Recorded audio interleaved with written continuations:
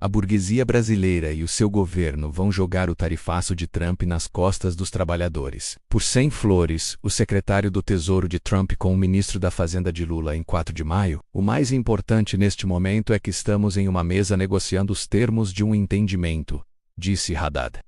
Haddad também apresentou às Big Techs seu plano de abertura dos mercados brasileiros a data centers e investimentos estrangeiros em tecnologia, consolidando a subordinação à dominação imperialista dos Estados Unidos da América. O ataque dos Estados Unidos da América ao Brasil começa a vigorar. Apesar de inúmeras tentativas de negociação do governo e dos capitalistas brasileiros, o tarifaço de Donald Trump contra o Brasil entrou em vigor na quarta-feira, 6 de agosto. No final de julho, o fascista presidente dos Estados Unidos da América já tinha confirmado a implementação dessa sanção imperialista contra o Brasil, a partir de alegações cínicas, hipócritas e mentirosas sobre políticas, práticas e ações recentes do governo brasileiro que constituem uma ameaça incomum e extraordinária à segurança nacional, à política externa e à economia dos Estados Unidos. Além dessa defesa implícita dos interesses das Big Techs e do dólar, pesou também sua aliança com o fascista Jair Bolsonaro, agora em prisão domiciliar e com julgamento próximo pela sua tentativa de golpe. Apesar de o tarifaço concretizado ser menor do que o anunciado inicialmente, tendo em vista a retirada de aproximadamente metade da pauta exportadora brasileira, sobretudo de produtos que mais interessam aos capitais dos Estados Unidos da América. O fato é que o Brasil continua com a maior elevação tarifária entre os países atingidos pela guerra comercial trumpista, chegando à taxação de 50%. Essa enorme sobretaxa já está atingindo importantes mercadorias exportadas para os Estados Unidos da América, como é o caso do café, da carne e de alguns produtos da metalurgia. O tarifaço deve também impactar de forma mais intensa determinados estados brasileiros que possuem maior dependência do mercado norte-americano, como é o caso do Ceará e do Espírito Santo. Como afirmado na publicação anterior, o tarifaço e as demais ameaças e retaliações ao Brasil são um verdadeiro ataque imperialista yankee. Esse ataque ocorre em um contexto de ofensiva política externa dos Estados Unidos da América, radicalizada pelo governo Trump, na qual essa principal potência imperialista do mundo visa manter sua hegemonia e reverter sua tendência de declínio relativo, conter a ascensão da China, defender seus monopólios e capitais e ampliar seus mercados e lucros. Os Estados Unidos da América expressam e reforçam o agravamento das contradições interimperialistas que marcam a atual conjuntura internacional. O avanço do comércio mundial da China rouba mercados anteriormente dos Estados Unidos da América e vai redefinindo a partilha do mundo entre os capitais monopolistas, imperial. Além disso, com esse ataque, Trump busca defender e impulsionar movimentos externos de extrema-direita, fascistas como o bolsonarismo, reforçando o processo interno de fascistização dos Estados Unidos da América, com a construção de um estado de exceção aliado ao movimento de massa xenófobo e racista. No Brasil, a ala mais coesa da extrema-direita, que tem sofrido algumas derrotas oriundas do aparelho repressivo de Estado após a tentativa fracassada de golpe, recebeu o ataque de Trump como um apoio político direto, o que reforçou sua subserviência ao Império Yankee, visível nas manifestações do dia 3 de agosto em várias capitais do país. A posição da burguesia e seu governo Lula-Alckmin. Entreguismo e ataque aos trabalhadores. O governo burguês de Lula-Alckmin tentou liderar os esforços de negociação pela revogação do tarifaço, até então fracassados, apesar de uma retórica nacionalista inicial mais inflamada, com óbvios interesses eleitoreiros. O objetivo central da ação do governo foi representar e defender os capitais nacionais e sua lucratividade, sem alterar a posição subordinada ocupada pelo Brasil. Por detrás da suposta defesa da soberania nacional e do povo brasileiro que haviam chamado a União Nacional Burguesa em prol da manutenção da relação dominada do Brasil com os Estados Unidos da América de acordo com os marcos e acordos anteriores ao tarifaço, essa postura da burguesia e de seu governo, uma postura submissa de fato, não ousou tentar até o momento qualquer medida concreta de retaliação em resposta ao ataque. Pelo contrário, o que se tem visto é uma minimização desse ataque sem precedentes históricos. Tentativas humilhantes de retomar contato direto com a Casa Branca e sinalizações de recuo nas negociações, pautadas no mais puro entreguismo, é o caso das mais recentes declarações do ministro da Fazenda. Após afirmações explícitas dos Estados Unidos da América em relação ao seu interesse nas chamadas terras raras brasileiras,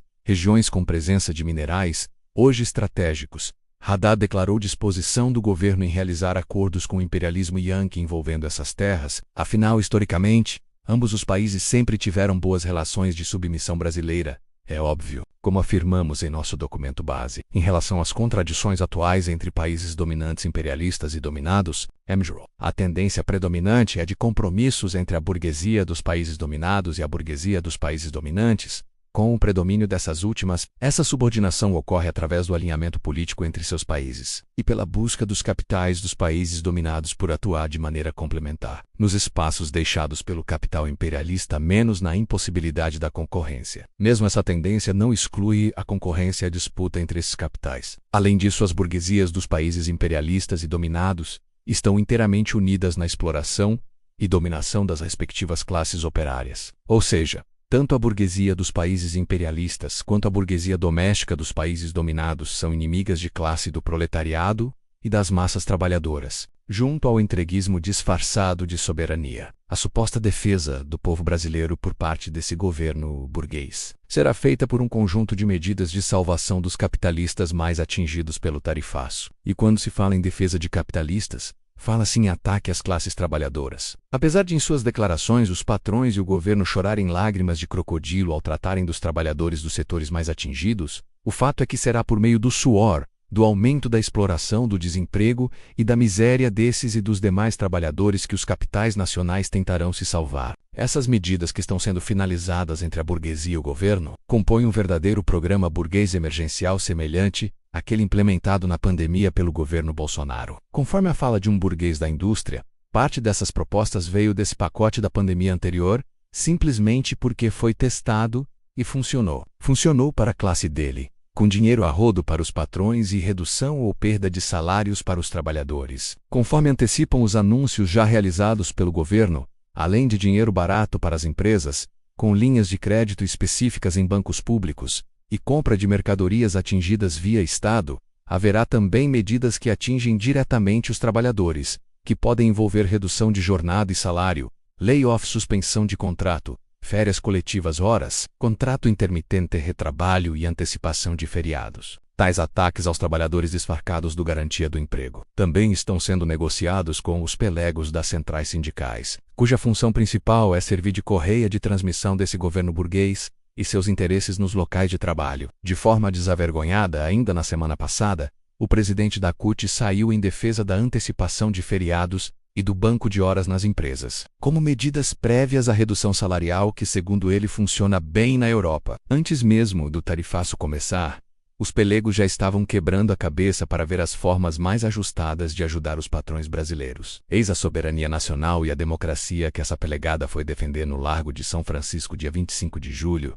Soberania e democracia só para os nossos inimigos. A verdadeira luta anti-imperialista é concomitante ao reforço da posição e luta proletária contra esse governo burguês e seus aliados. A luta contra o ataque imperialista ao Brasil só pode ser vitoriosa para as massas trabalhadoras articulando a luta anti-imperialista crítica e ao combate a esse governo burguês, que neste momento desenha mais um ataque aos trabalhadores para salvar os patrões atingidos pelo tarifaço. A luta contra nossos inimigos externos e internos não pode ser travada sob uma bandeira alheia, como criticava Lenin, mas só efetivamente sob a bandeira do socialismo como a única saída para as classes trabalhadoras de todos os países e para todos os povos do mundo nesse cenário de acirramento das contradições imperialistas e avanço da barbárie capitalista. Nesse sentido, devemos também combater aqueles inimigos que semeiam ilusões em nossas fileiras em relação a esse governo e a burguesia brasileira no atual ataque imperialista. A esquerda governista e sua ala governista auto-intitulada crítica escancararam ainda mais o seu oportunismo nas últimas semanas ao se reduzirem a um mero apêndice da União Nacional em prol dos capitais brasileiros, em meio a delírios nacionalistas e pró-imperialismo chinês, em afrontosa oposição aos interesses fundamentais do proletariado. O papel dos comunistas, separando-se dessa canalha, é aferrar-se ainda mais às organizações e às lutas concretas das massas exploradas, inclusive no combate ao pacote de salvação do capital, atualmente em construção pela burguesia e apoiada por esses fajutos defensores da nação e do nosso povo. As alianças que interessam ao proletariado nessa conjuntura são com as demais classes exploradas e com os povos oprimidos, contra as sucessivas ofensivas burguesas e imperialistas. Pois só por meio dessa ampla resistência acumularemos forças para sair desse quadro de recuo na luta de classes.